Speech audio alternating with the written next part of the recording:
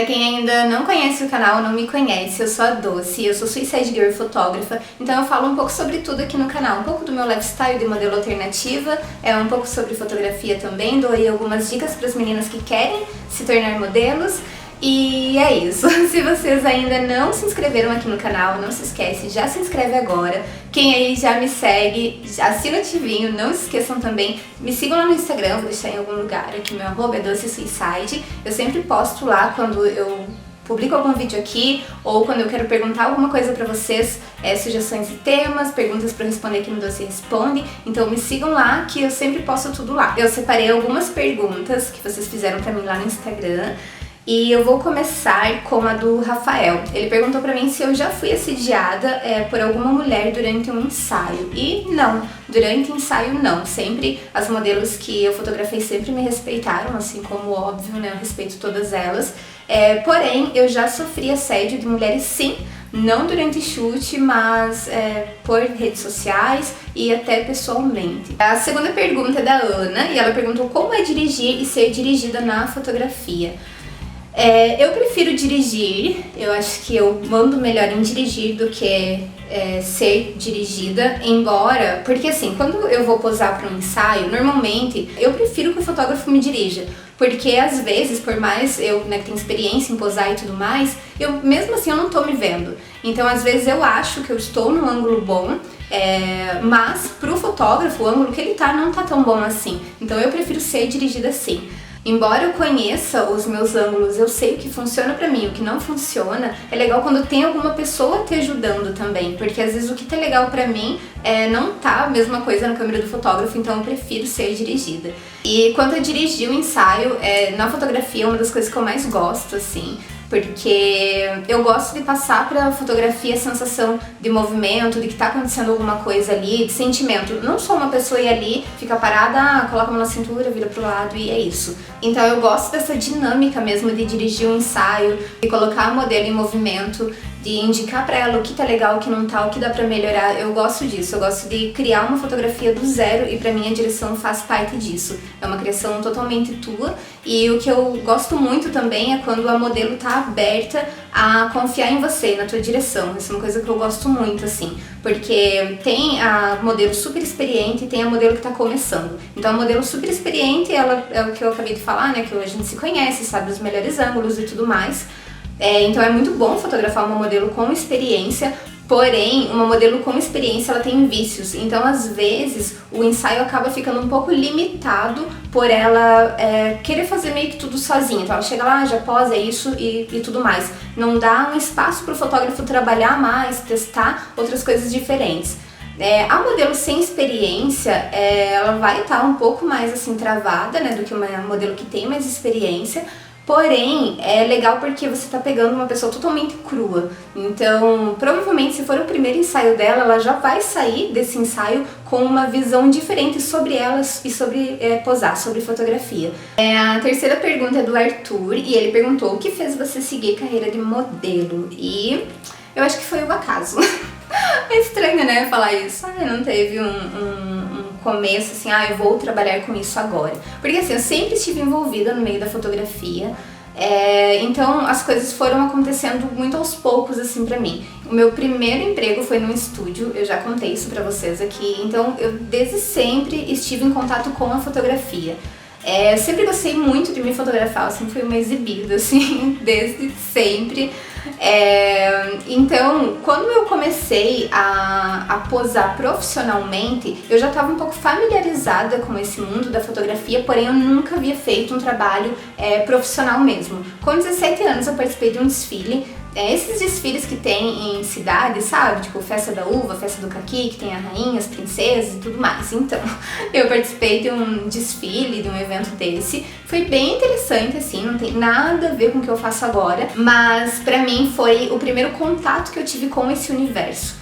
De desfile, de você aprender a posar pra foto, etiqueta, essas coisas. Isso foi bem interessante, assim, pra eu conhecer um pouco desse universo. Depois disso, acho que esse desfile foi quando eu tinha 16, 17 anos. Depois disso eu arrumei um trabalho nesse estúdio que eu comentei com vocês e eu nunca parei de trabalhar com fotografia. Então eu sempre estive mais atrás das câmeras fotografando do que sendo fotografada. Porém, eu sempre gostei muito de fazer autorretratos e eu acho que foi dessa forma que eu entrei no mundo de modelos alternativas. Sem pretensão nenhuma, eu não fazia ideia o que viria aí pela frente, mas eu me fotografava muito. Eu comecei a publicar isso nas minhas redes. Comecei a atrair um pouquinho de pessoas que gostavam de ver esses autorretratos. Depois disso, eu entrei pro Suicide Girls. Eu nunca tive intenção de ser uma modelo profissional e posar pra marcas e tudo mais, enfim, todos os trabalhos que eu fiz depois que eu me tornei modelo. Pra mim sempre foi mais um lifestyle, eu gostava de ver as modelos, achava o estilo delas diferente. Pra mim sempre foi uma coisa muito de personalidade, porque quando eu olho pra uma modelo de passarela, uma modelo de marca, eu vejo muito mais a marca nela, né? Uma modelo de passarela, por exemplo, uma top model, ela tem que ser uma pessoa mais neutra, porque quando uma marca vai contratar ela precisa visualizar aquela modelo usando, né, os seus produtos, enfim. Já uma modelo alternativa sempre me passou uma coisa de, ao invés de vender um produto, vender a personalidade dela. Então você não segue uma modelo alternativa porque ela trabalha com X marca, você segue uma modelo alternativa pelo estilo dela, pela personalidade. E isso foi uma das coisas que mais me chamou a atenção, assim, no universo de modelos alternativas e no Suicide Girls, que de todo esse universo foi sempre o que me atraiu mais, assim. Então foi assim que eu comecei. Eu comecei no Suicide Girls, não comecei como modelo mesmo, acho que na verdade ninguém que entra no Suicide Girls começa já, eu sou modelo e tudo mais, porque é mais uma comunidade mesmo do que não é, tem gente que pensa que é uma agência de modelo, mas não é uma comunidade. Então eu acredito que as pessoas que entram para fazer parte desse universo entram de uma forma mais despretensiosa mesmo, que, né, foi o meu caso. E depois disso as coisas foram se desenrolando, eu fui recebendo convites para posar para marcas nacionais e internacionais, dei entrevista para vários sites, posei para revista, fui capa de revista, então as coisas foram se desenrolando dessa forma e foi assim. A Maia perguntou, ser modelo alternativa, em especial Suicide Girl, é uma opção de trabalho rentável? E sim, Bom, primeiro eu te falo do Suicide Girls. O Suicide Girls, eu não tenho como contar como se fosse um trabalho, embora tenha algumas modelos do site que vendem bastante ensaios, não é assim com todo mundo. Então, assim, é com a minoria. Eu posso dizer que a maioria não tem set comprado, né, todo mês. Então não tem como você ficar esperando uma grana cair ali na sua conta todo mês vindo do Suicide Girls. Porém, existem outras formas de você fazer isso usando o Suicide Girls como ponte. Então, por exemplo, dentro do Suicide Girls você pode fazer live, você pode interagir com as pessoas, é como se fosse uma rede social, uma comunidade mesmo.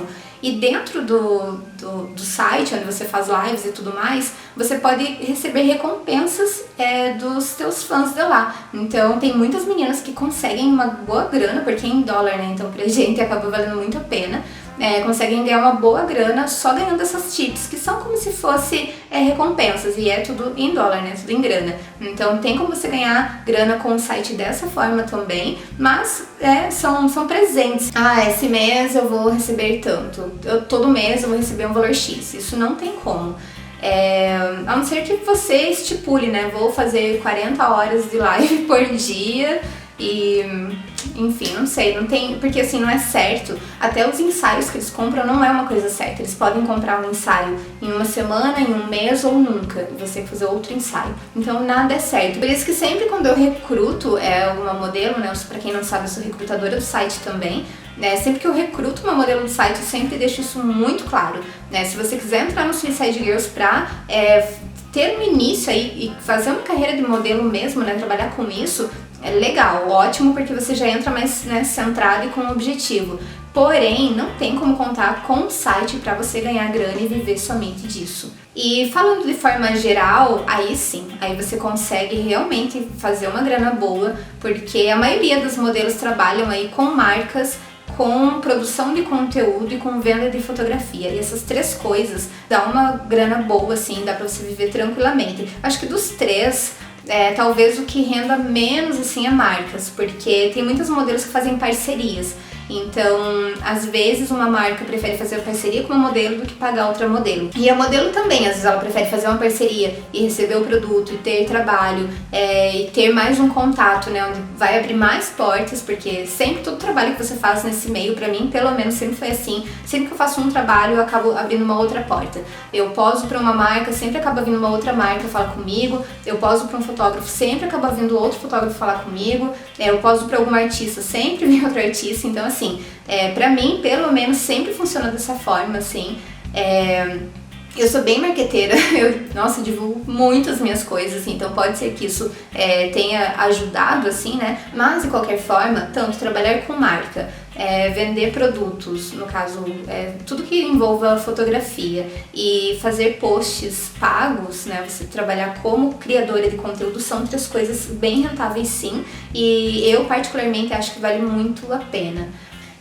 O William perguntou, você já recebeu propostas para fazer sexo por dinheiro? Fez ou não e por quê? E já fiz, já recebi propostas. Uma vez um cara me ofereceu 20 mil reais para jantar com ele e eu fiquei pensando, caramba, um cara que paga 20 mil reais para jantar comigo, que loucura. Sempre aparecem umas propostas assim, sempre, não só comigo, eu sempre vejo as minhas amigas que também são modelos comentando assim sobre isso. E eu acho uma parada surreal, assim, porque eu acho, não sei, né, como eu conheço algumas meninas que são garota de programa, acompanhante luxo e tudo mais, mas eu não sei se elas chegaram a colocar isso na bio delas. Doce, se eu fosse acompanhante ou, enfim, qualquer coisa, pode ter certeza absoluta que isso estaria na minha bio. Porque eu acho que você não tem que ter vergonha do trabalho que você faz. Eu respeito muito, e eu acho que todo mundo deveria respeitar quem faz esse tipo de trabalho, quem é acompanhante mesmo, porque é a vida da pessoa, ninguém tem que falar nada sobre isso, e o nosso papel é respeitar, é só isso. E tem gente que vem em DM, pra mim às vezes até me irrita um pouco essa questão, inclusive, não por eu achar que isso não é um trabalho digno ou qualquer coisa, mas por, caramba, tá ali na minha bio que eu sou, sabe? Eu sou modelo, eu sou fotógrafa e tudo mais, então me irrita um pouco o fato da pessoa me perguntar isso. Acho que as pessoas, isso eu me incluo nisso, nós somos muito preconceituosos, assim, então o fato de eu tirar foto sensual, de eu ter, né, tipo, esse jeito e tudo mais, as pessoas julgam, nossa, aquela dali gosta de fazer tal coisa, essa daí gosta de sexo, e não é bem assim que funciona, né, não que eu não goste, mas isso não significa que eu vou fazer isso por dinheiro ou que eu vou misturar as coisas, né, o trabalho que eu faço é bem claro, eu deixo isso bem claro em todas as minhas redes, no meu site e tudo mais, então sempre vai ter gente que vai perguntar porque vai misturar isso do sensual com a questão da sexualização do corpo mesmo, né? O que pra mim não é assim. De forma geral, assim, eu acho que sempre vai rolar esse tipo de dúvida com as pessoas que trabalham nesse meio. Acredito que não só com mulheres, acredito que homens também. Pra quem não sabe, né, existem também modelos alternativos, né, masculino. E eu acho que meio que todo mundo que trabalha, que tá inserido nesse universo, sempre vai receber esse tipo de pergunta, esse tipo de proposta. E é isso. A Rosalina perguntou, foi difícil se adaptar ao uso do aparelho? Sim, muito. E é difícil pra mim. Gente, isso aqui é a tortura da minha vida. O dia, assim, que eu tirar esse aparelho vai ser o dia mais feliz da minha vida, eu acho. Sério. E, se ter ideia, eu tenho tanta birra assim com esse aparelho que eu tenho até medo de morrer antes de tirar ele, juro. Eu fico pensando, caramba, eu tenho que me ver sem isso aqui de novo, assim. E foi muito difícil, assim, a adaptação, porque o meu não foi só, eu tenho os dentes tortos e vou colocar um aparelho, né? O meu eu tinha, os meus dentes eram certos, eu passei por uma cirurgia, né, onde eu tive meu rosto cerrado, já falei isso várias vezes, acho que eu já falei aqui no canal, já contei isso nas minhas redes também. Eu tive meu rosto cerrado, né, no meio, literalmente, ele foi cerrado daqui até aqui e o céu da boca. Então isso, assim, deixou os meus dentes muito tortos. Gente, cabia um cigarro no meio desses dentes do meio, sério. E assim, essa cirurgia foi uma cirurgia bem delicada. Então eu tive várias fases, né? Esse não é o primeiro aparelho que eu tô usando. Eu usava um outro que era desse tamanho, no céu da boca. Eu acho que é um aparelho tipo de expansão. E era muito incômodo pra mim. Então, quando eu tirei aquele, como que foi? Quando eu tirei o outro aparelho, eu já tava com esse. Então, por um tempo, eu fiquei usando os dois ao mesmo tempo. E o vídeo, né, que eu falei pra vocês, anterior a esse, que eu tinha gravado pro canal, eu gravei um vídeo inteiro, gente, não era o Doce Responde, era um outro tema, era sobre fotografia. E quando eu fui ver esse vídeo, eu tava com a boca cheia de sangue. Então, assim, é muito, muito, muito incômodo pra mim. Eu acredito que uma pessoa que coloca um aparelho sem ter um problema, né, igual eu tive, talvez, não sei, mas talvez seja um pouco mais suave, porque meus dentes afastaram demais e tudo mais, né?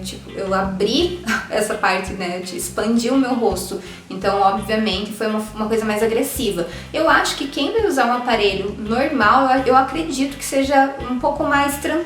É incômodo, mas eu acho que é um pouco mais tranquilo do que o meu caso. Então acho que é por isso a questão de eu demorar assim pra me adaptar mais. O Farna perguntou como era a sua vida antes do SG e da fotografia. Bom, da fotografia, né, já contei pra vocês que sempre, toda a vida esteve presente na minha vida, assim.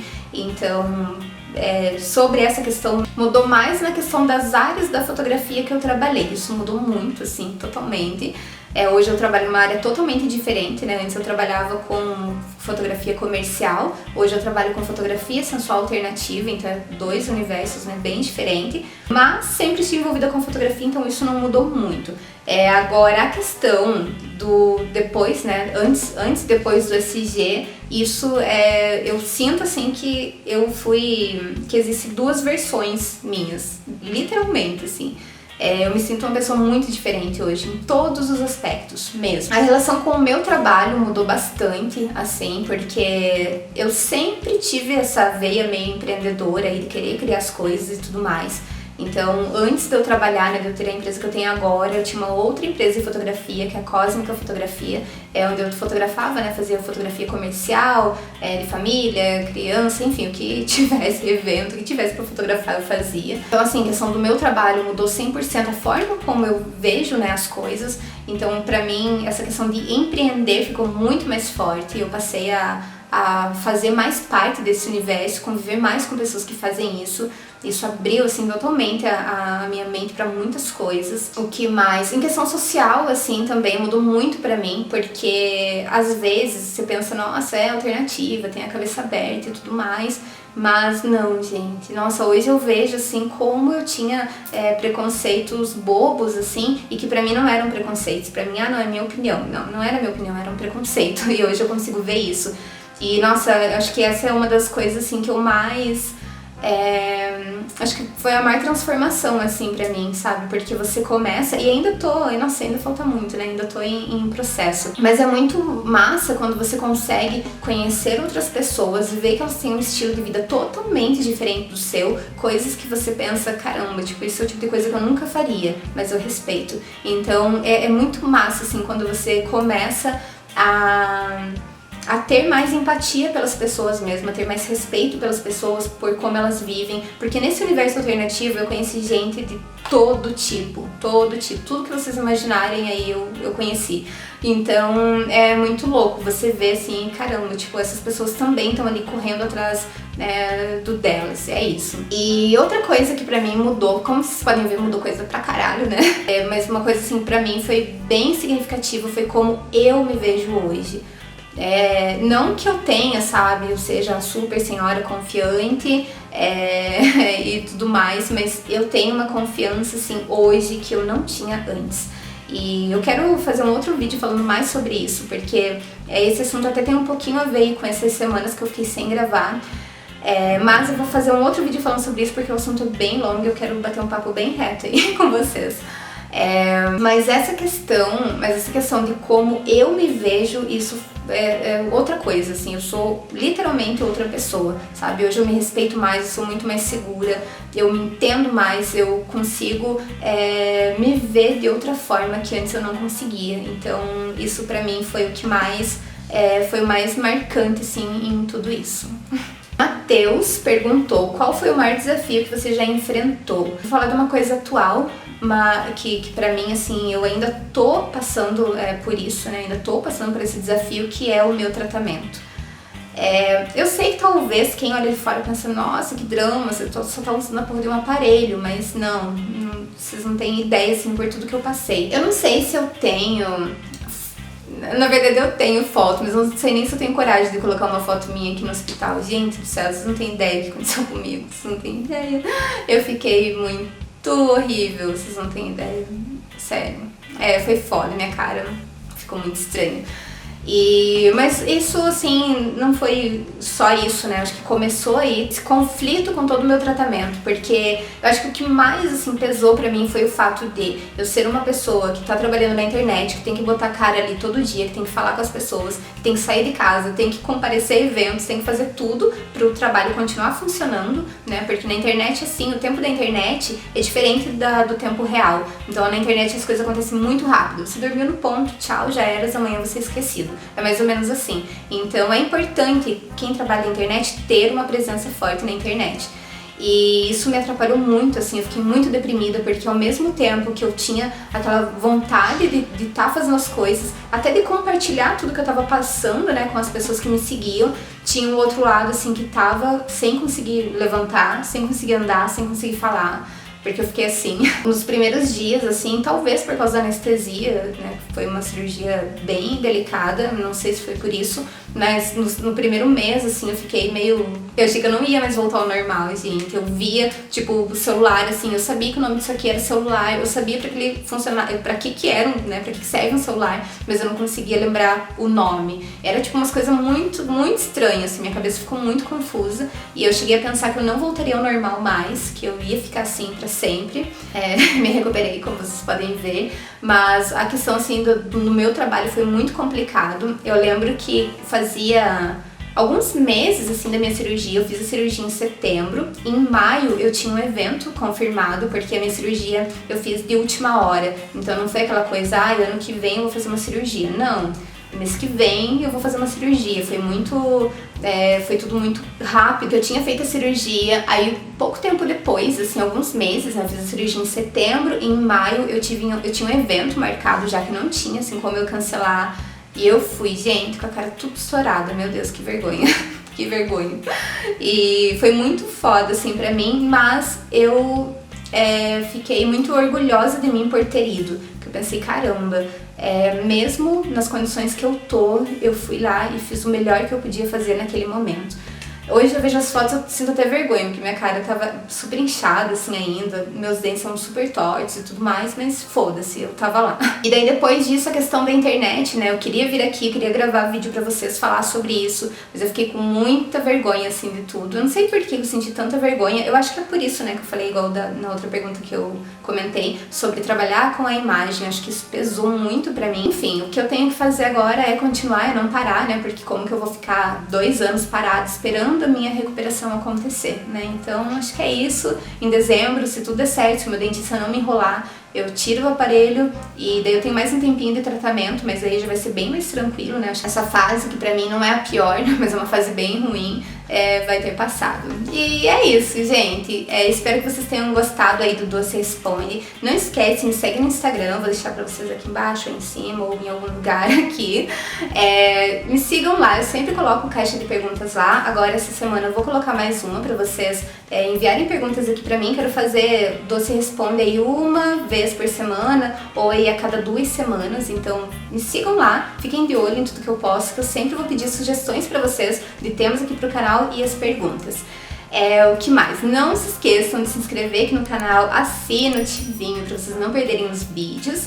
E é isso, espero que eu não tenha esquecido de nada. Tô meio desajeitada de novo, porque parece que eu tô gravando o primeiro vídeo de novo, que droga, eu tenho perdido o ritmo assim, mas é isso.